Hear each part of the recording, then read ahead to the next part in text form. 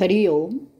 भगवद्गीता बोध योगदास श्री जयगणेश जोशी यांनी केलेले निरूपण. अध्याय 14 गुणत्रय विभाग योग. ओम श्री परमात्मने नमः. अथ चतुर्दशोऽध्यायः. जय योगेश्वर. परमात्म्याला नमस्कार. अध्याय 14 श्लोक क्रमांक 8. तमस्त्वज्ञानजङ्गमं विद्धि मोहनं सर्वदेहिनां प्रमादालस्य निद्राभिस्तन्न बन्धाति भारत. भारता, देह धारण करणाऱ्या सर्वांना मोहवश करणारा तमोगुण अज्ञानातून उत्पन्न होतो.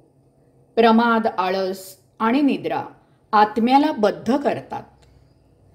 सर्वप्रथम लक्षात घ्यावे की श्लोक क्रमांक 6 मध्ये सत्वगुणाची किंवा श्लोक क्रमांक 7 मध्ये रजोगुणाची उत्पत्ती सांगताना भगवंत श्रींनी सर्व तमाम जीवांचा उल्लेख केला नाही.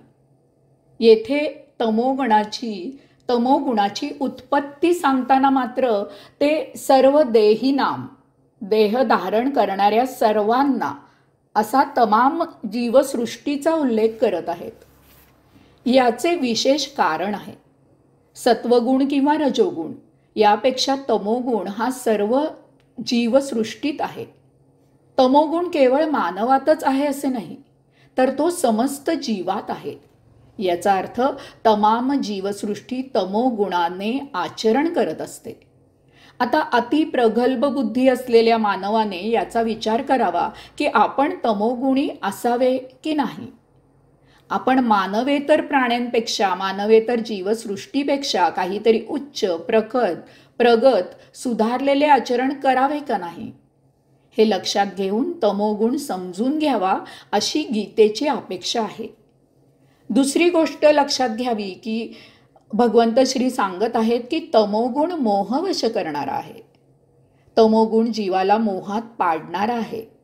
याचा अर्थ तमोगुणामुळे आपली देहादी इंद्रिय भोगापवर्गतेच्या जाळ्यात अडकतात. तमोगुणामुळे निर्माण झालेल्या सौख्यापुढे तमोगुणाच्या लोभामुळे जीव आपली सत्सद विवेकबुद्धी विसरतो आणि त्या क्षणी सर्व विसरून मोहात पडतो. तमोगुणामुळे जीवाचा सारासार विचार मागे पडतो आणि जीव कर्मबद्ध होतो. तो क्षणिक सौख्यासाठी विचार न करता किंवा विचार करायच्या आधी कृती करतो. अशी कृती अर्थातच चुकीची असते. हे लक्षात ठेवून आता तमोगुणाबद्दल पुढील मुद्दे पाहूया. भगवंत श्री सांगत आहेत की तमोगुण अज्ञानामुळे उत्पन्न होतो. अध्यात्माच्या दृष्टिकोनातून ज्ञान म्हणजे केवळ आत्मज्ञान.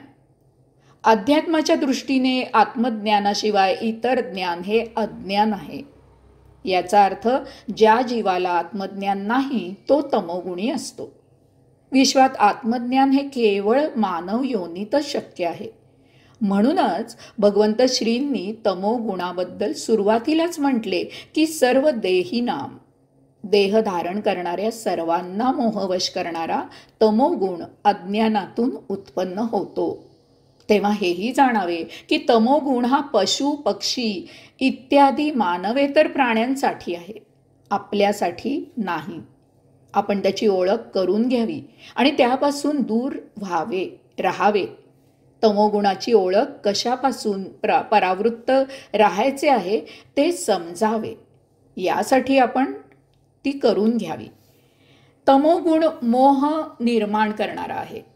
माणसाला मोह होतो तेव्हा तो जागृत नसतो, तो मूर्छेत असतो. तो कृती करत असतो, परंतु ती कृती करताना त्याचे चित्त त्या कृतीत तदाकार झालेले नसते. आपल्याला असा अनुभव अनेक वेळेला येतो.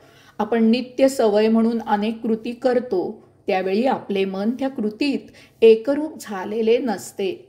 त्यावेळी आपण काहीतरी निराळाच विचार करत असतो. आपण जेवत असतो आणि त्याच वेळी कचेरीच्या कामाचा विचार करत असतो. गाडी चालवताना आपण शेजारी बसलेल्या जवळ बोलत असतो आणि त्याच वेळी आजूबाजूला पाहतही असतो. तमोगुणाच्या प्रभावाखाली मोहाला बळी पडून जेव्हा आपण एखादी गोष्ट करतो त्यावेळी आपली सारासार बुद्धी काम करत नसते. मोहवश झालेला झपाटल्यासारखा चुकीची कृती करतो. त्याचा विवेक नष्ट झालेला असतो. सर्व काही होऊन गेल्यावर त्याला जाग येते आणि मग लक्षात येते की आपण असे करायला नको होते. संयम पाळायला हवा होता. हा तमोगुणाचा परिणाम असतो. यामुळे काय होते ते भगवंत श्री पुढे सांगत आहेत. तमोगुणामुळे प्रमाद, आळस आणि निद्रा आत्म्याला बद्ध करतात. भगवंत श्री म्हणतात की तमोगुणामुळे 3 गोष्टी होतात. 1 प्रमाद. प्रमादामुळे योग्य काम केले जात नाही. एवढेच नव्हे तर आरोग्य वर्तन मात्र घडते.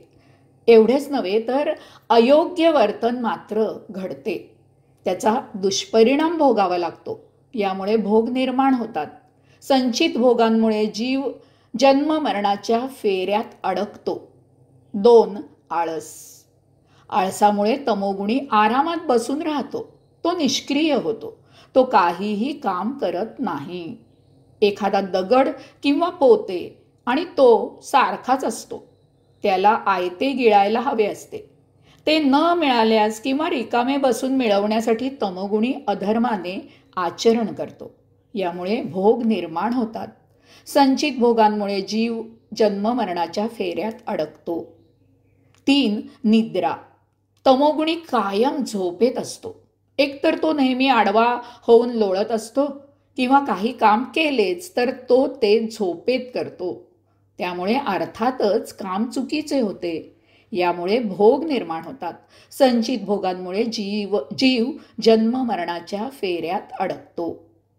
यावर अध्यात्म, ध्यान, योग साधना हाच एकमेव उपाय आहे. विपश्चना आणि योग क्षणक्रिया याचा उपयोग तमोगुण नष्ट होण्यासाठी होऊ शकतो. हरिओम.